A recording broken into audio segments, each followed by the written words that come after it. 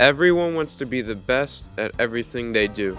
To perfect and master a field is not necessarily straightforward. For sports, there is a theoretical infinite level of perfection, pushing the human body past what anyone would have thought possible before. People like Michael Phelps and Usain Bolt may not be perfect, but have gained fame and fortune from their incredible ability. So what if we apply that same amount of skill to something as meaningless as video games? To most people, it's something to pass the time or simply just to have fun. If you look at the number of people that have actually created a career for themselves by playing video games competitively, it's astronomically low. A reason for this is the precision most games require. Being off by even a centimeter could cost you a win. So to truly master a game, you're going to need to practice. Depending on the game, you have to account for its complexity. Sometimes it's a few weapons or over 150 different characters, all with different abilities. It can take years to fully understand a game simply because of all the different mechanics. Even after all that, you have to be good. Practicing things like aim can be so tiresome because everything needs to be perfect. It's such a fundamental skill that it can hold you back from improving. Despite getting everything right, you still need to perform in competition. There's no room for mistakes in a competitive setting. Everyone wants to win and will exploit every opportunity they have to gain an edge. Even if it's an honest mistake, the only person you can blame is yourself. But what about a team-based game? The best teams do not just have good players, but good teamwork. Individual skill may play a factor in the outcome of a match, but your ability to cooperate and work with the team is so much more valuable. A successful team is one that works in sync. And if you're either rushing or dragging. Rushing. So you do know the difference. If you deliberately sabotage my band, I will fuck you like a pig. Now, are you a rusher or are you a dragger? Or are you gonna be on my fucking time? it can ruin it for everyone else. The struggle to succeed comes with any competition. The standard to set yourself to can feel so great, but just out of reach at the same time. Well, there's only one thing to do to get better. Practice.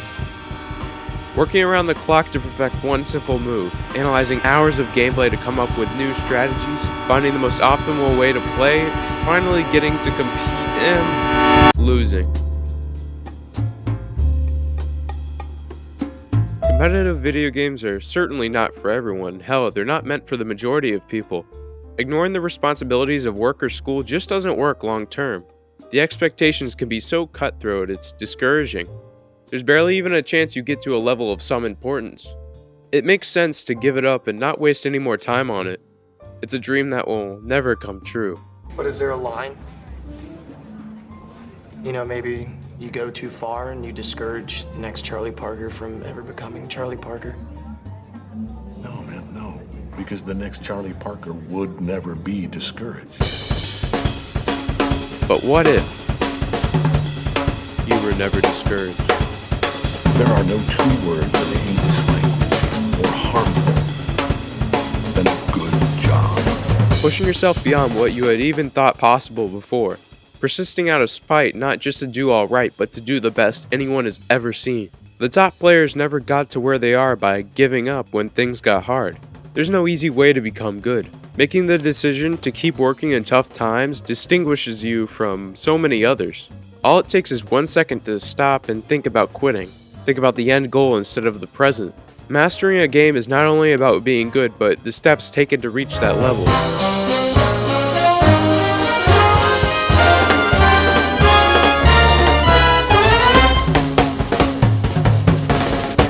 As much as people would hope it's just a quick setting change to fix everything, Adjusting the seat, really? That's been your fucking problem the whole time, the seat height. So now you have it, right? it's almost never the case. You've already been given the tools that allow you to win, you just need to learn how to use them. The majority of these games are not about your weapons or your tools getting better, but yourself. The basis for improving at a game is about understanding all the moving parts. Your first impression of a game could be wildly different than what it was intended to be, so it's going to take some trial and error to fully understand the idea behind it. It's not just practice makes perfect, it's perfect practice makes perfect.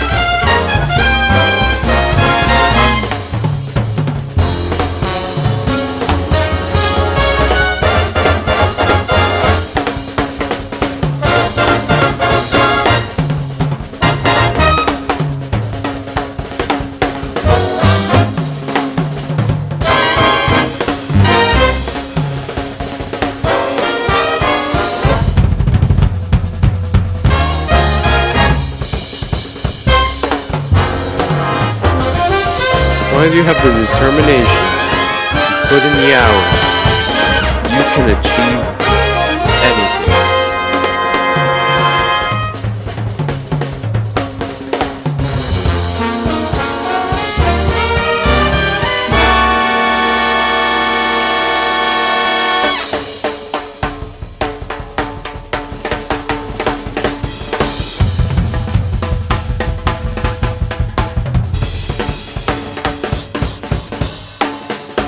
Now, that's just if you want to be good.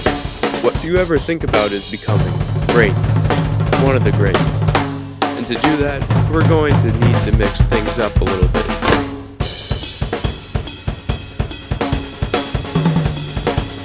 Anyone can follow a tutorial, and it does take some dedication to put in the work, but you're not really applying yourself, basically doing everything by the book. Standing out and making an impact is not about being good, but revolutionizing an entire game, like discovering rocket jumping in Quake. It not only changed the game entirely, but the games that came after it. As much as we would like to hope the plan we set out for ourselves works, it never goes as intended.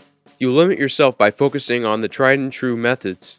Working from the ground up can be a long and hard process, and most will not understand what you're doing. They won't see anything special in it, but as you become more and more developed, you can show your true potential. You're not just mastering a game, you're redefining it. Through this, you might not even understand what you're doing yourself, just improvising as time goes on, but still working. There's a price to pay to continue this way.